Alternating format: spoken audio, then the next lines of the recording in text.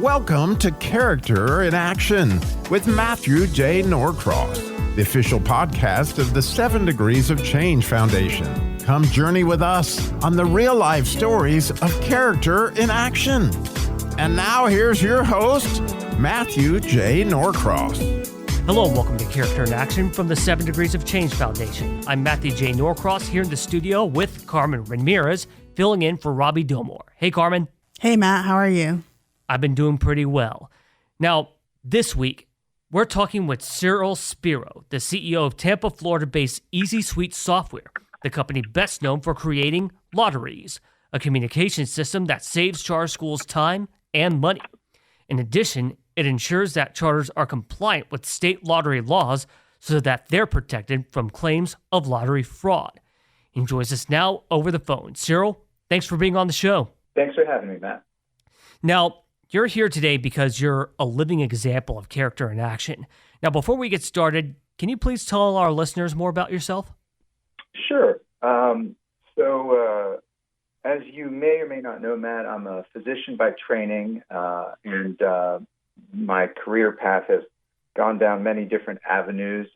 I started off with a degree in biophysics in undergraduate school at University of Maryland, and from there did some research work in biology at National Institutes of Health, and those works were published, and I eventually went to medical school.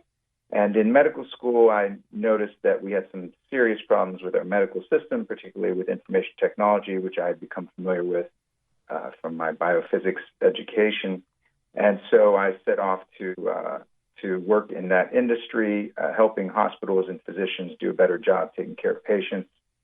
That led to me setting off to build an electronic medical record systems company, which I eventually sold. And during the interim, when I couldn't compete with the company that bought my company, I built a software system for charter schools to help with free and fair enrollment processes because of the demand of parents to get their children into charter schools. And that led us to ultimately the development of EasySuite, which is providing a platform of multiple operational products for schools in order to ease the workload of staff and make the entire experience of running schools better for staff and for parents and for students. So that's kind of my educational background. I was a student until the age of 35. I'm 53 now. I'm constantly learning, and originally was born in Paris, France, because my father was a foreign service officer who married a French woman and traveled through many countries as a young person. But then once I started my college education, pretty much stayed in America stateside. Quite an amazing career and life, if you ask me, don't you think? Yeah, I think so, Matt. That's just a bunch of accomplishments right there. Yeah, it really is. So please tell us a story of witnessing either in person or in history. Someone that was a true phoenix, someone that was a role model, leading by example and making the world a better place. Yeah, so there are, in my opinion, so many people doing so many things that sometimes we don't even notice. I actually have been reading presidential biographies for the last about decade and a half, and I'm just now past Truman. And it's funny, a lot of people talk about Lincoln, and there's a lot of controversy actually when you look at the history. But one thing that I kept reading about with Lincoln, which struck me and actually has changed my life and the way I communicate with people almost daily, is that he would get very frustrated and angry at what was going on, particularly during the Civil War with his generals, and how he would direct them to take certain actions in battles and have strategic directions that they would abandon in the heat of battle. And he would write them these long, somewhat nasty-ish letters about how terrible they were at their jobs. And then he would put them in a drawer and wait a day or two before sending them. And most oftentimes he never did send them. And that's how we know about them, because they were left unsent. And I took that to heart, because sometimes I think I can get emotional, and I think we all can. And I might write some letters to my employees, my clients, people in my life. And when I say letters, I really mean emails. And then when I look at them and I think maybe this is what Lincoln put in the drawer, I might not send it. And I might wait a day or two and then reread it. So that's the kind of example, I think, from history that is, I guess, what you call a phoenix, that has helped me in my life. Yeah, I think it can help a lot of other people in their lives as well. Don't you think, Carmen? Yeah, I think so. I mean, helping people is always the goal around here. Yep. So please share a moment that stands out in your mind, something big or even the slightest gesture that was a transformative Phoenix moment, one where you knew you had a significant impact on an individual's life or on a group of people. Yeah, so as I mentioned, I'm a physician by training, and I spent time in the hospitals with patients. And I also have had the opportunity my whole life to advise others on medical issues. So I would say that personally in my life, it's been peppered with incidences of having transformative change and improving others' lives just in that aspect. And it's been a privilege. Any particular incident, one that comes to mind is when my daughter was younger, in her teenage years, I was a part-time volunteer softball coach. And we had a young lady on the team who was in failing health, and their parents couldn't figure it out, and her doctors couldn't figure it out. So I sat down with her and her father and started asking questions, and as a result, came up with a suggested diagnosis, which they then went back to their doctor with, did the test, found out it was correct, and then she was able to get treatment and get well. Where prior to that, her ailment was really debilitating her from even being able to attend school or participate in the normal activities of a youngster. So that was very important. Yeah, I actually remember being a trained physician is a pretty cool profession, if you ask me. I actually interviewed two other medical professionals, and one of them is Kevin Spate, the other is Dr. Bose Ravenel. They have incredible stories about their medical careers as well. So the first question I'm going to ask you when it comes to the traits is respect. Now, this is a crucial trait in business and in life. My first question is, how do you think we can rekindle the trait of respect today? The trait of respect.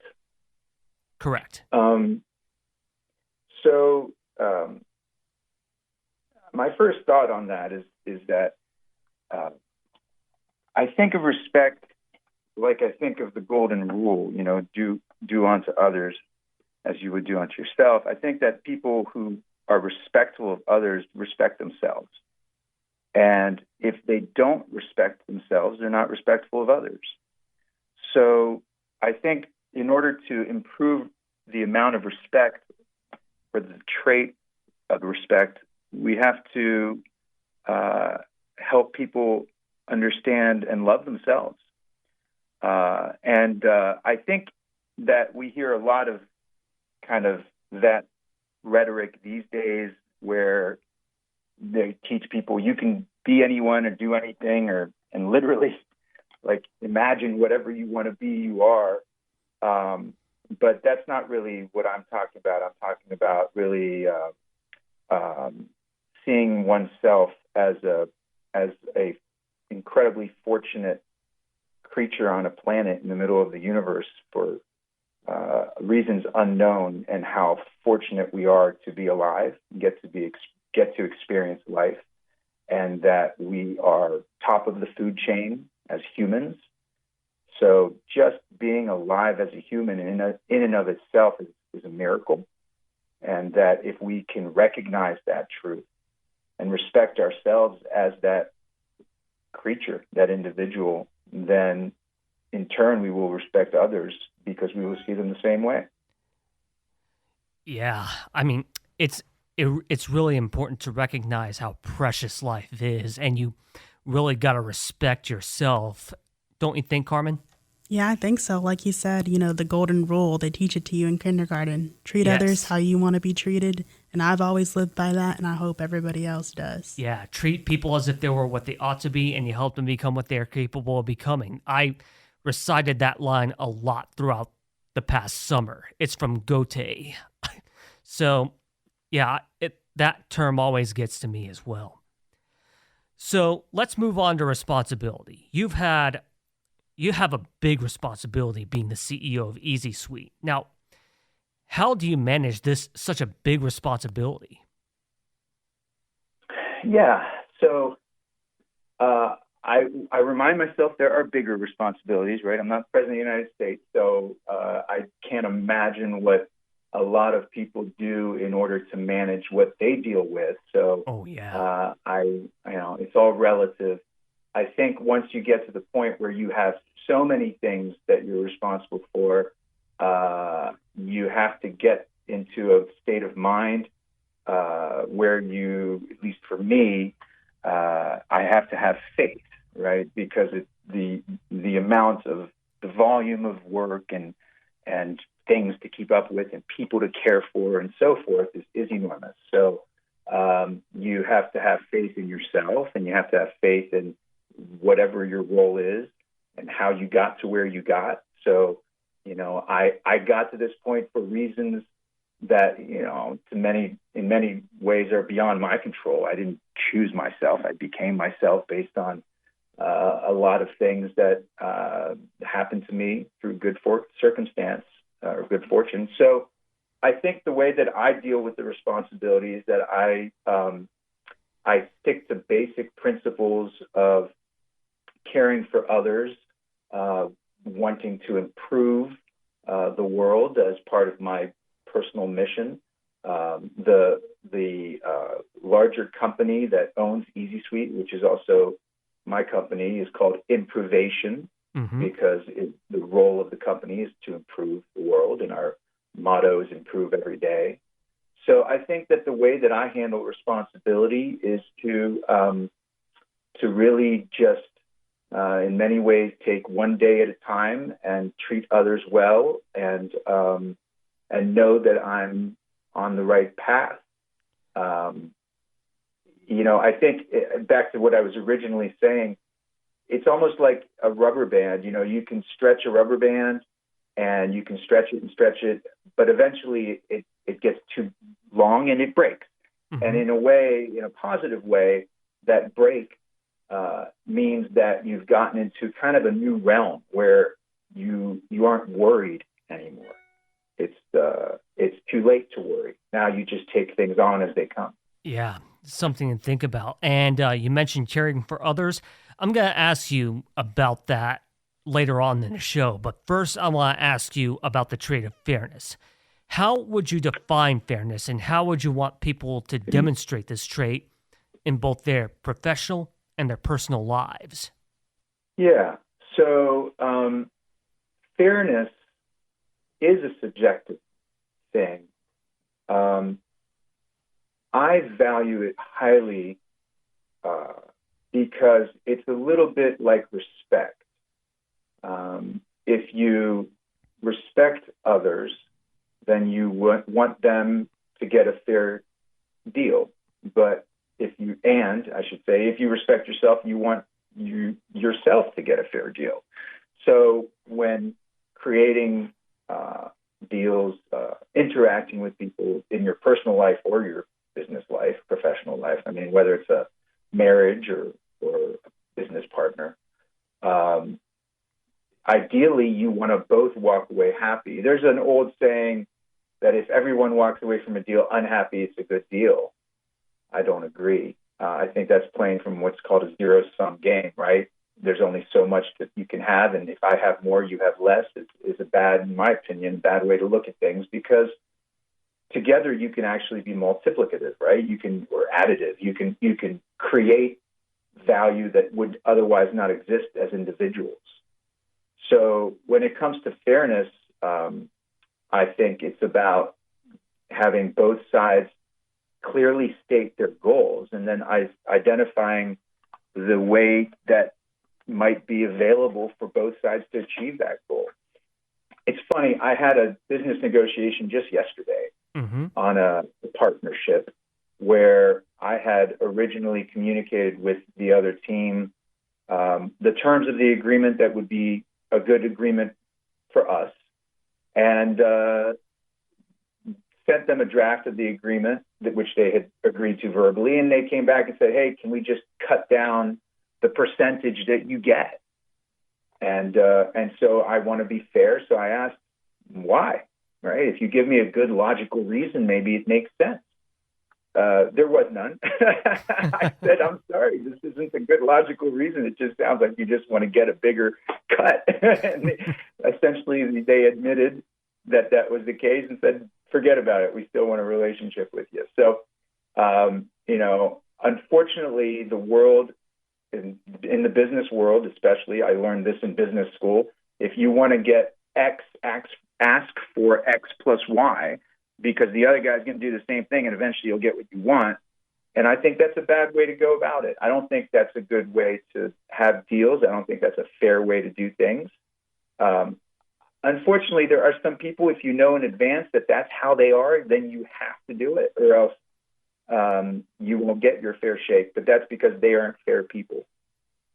So I think what you asked me was, what does fairness mean and how do you accomplish it, something like that, in personal and business life. And I would say that you have to be true to yourself and understand what your goals are long term.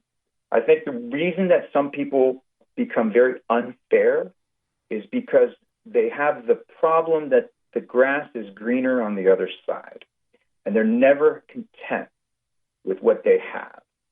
And so even if they get more, they want more. And so they are always trying to beat the other guy and not be fair because they don't really feel whole inside. Mm-hmm. So if a person's going to have a fair life, is going to live in a fair way and be fair with others, I think they have to understand themselves and what they really want out of life, and then they can do it. Something to think about, don't you think, Carmen? Yeah, I mean, it's always good to be fair. You got to think about the other people. I mean, there's only two halves of everything, so. Exactly. Got to make sure that you're getting yours and they're getting what they want. Mm-hmm. So, the next trait I'm going to ask you about today, Cyril, is citizenship. Now, my question to you is, what do you think it means as a business person to be a good citizen? And when you say citizen, I'm guessing you're saying serving in a way your country. That's correct. So we live in a wonderful economic experiment in this country, mm-hmm. where the fundamental idea is that individuals working for their self-gain are going to work harder and better, and so they're going to produce more. And in doing so, they're going to produce the goods that are necessary for the rest of the country to survive and to thrive. Right. And in terms of good citizenship on a business level, that's, I think, what it is. It's being a producer, right? Mm-hmm. They're essentially producers and consumers. And if everyone was a producer, we would have abundance. And And if everyone was a consumer, we would collapse. There would be nothing for anyone, and we would eventually all fall into chaos. Mm-hmm. So the role of businesses to be good citizens is to produce. And because of the way our capitalistic engine is created, if people are producing things that aren't needed, those businesses won't do well. And if people are producing things that are very much in demand, those businesses will do great. And as a result, the equilibrium will always be there to produce what's necessary for the country. Yeah, I agree. Mm-hmm. It's producers and consumers are both they're both needed in order for our economy to thrive. And you're right, if we were all consumers, there'd be nothing left to consume. Exactly. And unfortunately, we see that, right? We see that in other countries. Basically, we see policies in place that are designed to take from producers and give to consumers. And all that does is make producers want to produce less and make consumers want to produce less, which results in a bad combination. Yeah, just look at what happened with yellow trucking a couple months ago. They went completely out of business. It was just horrible. Yeah, I read a little bit about it. Unfortunately, I think most of the time the information we get is only half truth, if that at best. Right. So it's hard to say exactly, what created that environment where the company went under after 100 years. Mm-hmm. But we certainly know it was related to a very large loan that was given to it by the government that was not repaid. All right. So the last character trait I'm going to ask you about today is empathy. Now, how do you believe people across the state and this country should demonstrate empathy? And in your case, how do you demonstrate in your position as EasySuite CEO? Yeah, it's probably easier for me to explain how I do than how the people across the country should. Empathy is very much tied to our biology. We have mirror neurons that actually make us imitate people when they communicate with us in such a way that it communicates understanding and a natural biological empathy. And I think biologically, some of us have a better ability to do that, or Right. to do it better than others because what we're made of.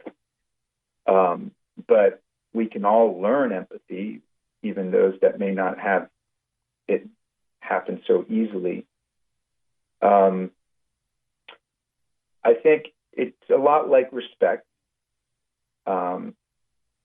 Sometimes it's hard for people to put themselves in others' shoes. Even as children, we can see that sometimes children have a hard time getting beyond their own desires when it might be more beneficial for the group to be cooperative. It's a challenge for people, I think, to be empathy when it doesn't come naturally for them, but it's something that potentially they could learn with self-respect. And in my personal career and life, empathy comes again from the basic understanding of, or humility about our role in the world. We live here for reasons, as I said before, unknown to us, and we are all together if you will, in a big rock in space. So it's in our best interest to live as a brotherhood on this planet Earth and empathize with each other in terms of our needs. Sometimes we forget the big picture, and the small picture of the day-to-day can get in the way. And again, I think some people have a problem being satisfied with what they have. Exactly. Or even knowing what they need. And so they just want more and more from others, and they have a hard time being empathetic. So I think the best way to improve empathy across the board is to help people learn to respect themselves. And again, that's another big challenge. Yeah. I know I said we were going to talk about caring, but we didn't really have time. So I just decided to move on to empathy. Now, before we close, please share with us some thoughts on how we can bring character back into our culture. So, I knew we were going to talk today, and I knew that it was on the subject of character. So I thought about what does character really mean, and I have come up with my own explanation of what that might be. However, getting that into our society for individuals to learn, if you will, and if I'm right, to learn this, would require quite a bit. But I think it would have to start with our educational system, and it means that the people in our educational system would have to understand the concept as well. So I'll start by explaining the concept, which is, I think character, which is let's say the honor that one has when they live their life, right? That they want to live a life in the right path, and and really, in my opinion, it's the most successful path. Requires humility, it requires honesty to begin with. Honesty, right? Very important. If you're going to be able to interact with other people in a way that's meaningful, you have to be honest. And honesty requires courage, because sometimes to be honest means that you might get embarrassed, or you might not get something that you want, and you have to be courageous to admit things in order to build a more fruitful relationship with others and to live a life with character. And to have courage, you essentially have to have faith, because you don't know what's going to happen. And that's what courage is. Courage is to be able to move forward in a situation where you don't know that you'll succeed. And in order to do that, you have to have faith that what you're doing is the right thing, whether you succeed or not. And to have faith, you need humility, because you need to recognize that it's an enormous universe, and who knows what that's in, if anything, and we're just humans. We're puny in that sense. And so we have to be humble enough to recognize that however all this got here is beyond our understanding.